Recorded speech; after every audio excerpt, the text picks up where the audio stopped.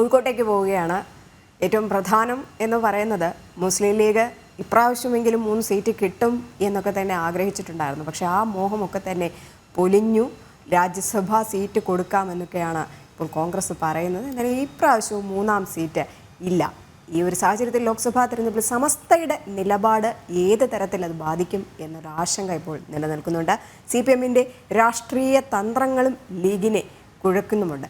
ദിസ്ന സുരേഷ് ചേരുന്നുണ്ട് വിവരങ്ങളുമായി. ദിസ്ന, എന്തായാലും ഈ ലീഗിൻ്റെ മോഹമൊക്കെ തന്നെ പൊലിഞ്ഞിട്ടുണ്ട്. ഒപ്പം ഈ വെച്ചുമാറൽ ഒക്കെ തന്നെ നടത്തി ETയും അബ്ദുസമദ് സമദാനിയും ഒക്കെ ആയിട്ട് വെച്ചുമാറലൊക്കെ തന്നെ നടന്നു. പക്ഷേ എപ്പോഴും സമസ്തയുടെ നിലപാട് അതാണ് അവർക്ക് പ്രാധാന്യമായിട്ട് നിൽക്കുന്നത്. ഇതിനിടയിൽ CPM രാഷ്ട്രീയ കളികളും നടത്തുന്നുമുണ്ട്.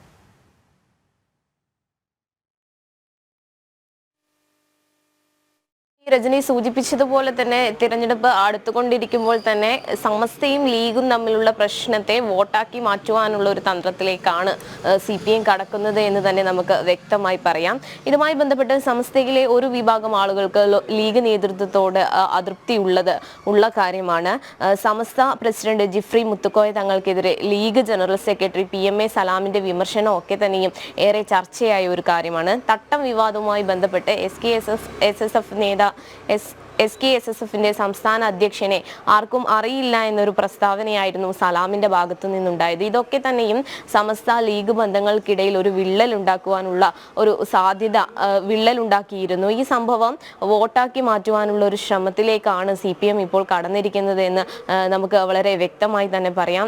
ഇതിനുവേണ്ടി തന്നെയാണ് ലോക്സഭാ തെരഞ്ഞെടുപ്പിൽ ഇത് ലീഗിനെ കൂടുതൽ പ്രതിസന്ധിയിലാക്കാൻ സാധ്യത. ET മുഹമ്മദ് ബഷീർ പൊന്നാനിയിൽ നിന്ന് മലപ്പുറത്തേക്ക് മാറിയതും മലപ്പുറത്തെ MP ആയ അബ്ദുൾ സമദ് സമദാനി പൊന്നാനിയിലേക്ക് മാറിയതും ഇത് മുന്നിൽ കണ്ടുകൊണ്ടാണ് എന്നത് നിലവിൽ വ്യക്തമായൊരു കാര്യമാണ്.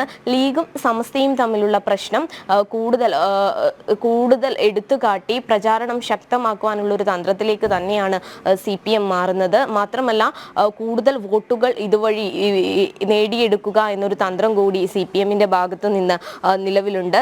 ലീഗ് സമസ്ത തർക്കം ശക്തമാകുന്നത് കൂടി മലപ്പുറത്തിനു പുറമെ കോഴിക്കോട്, വയനാട് തുടങ്ങിയ മേഖലകളിലൊക്കെ തന്നെയും ഇത് വോട്ടാക്കി മാറ്റുവാൻ കഴിയുമെന്നൊരു തന്ത്രമാണ് CPM ഇപ്പോൾ മുന്നോട്ട് വയ്ക്കുന്നത്.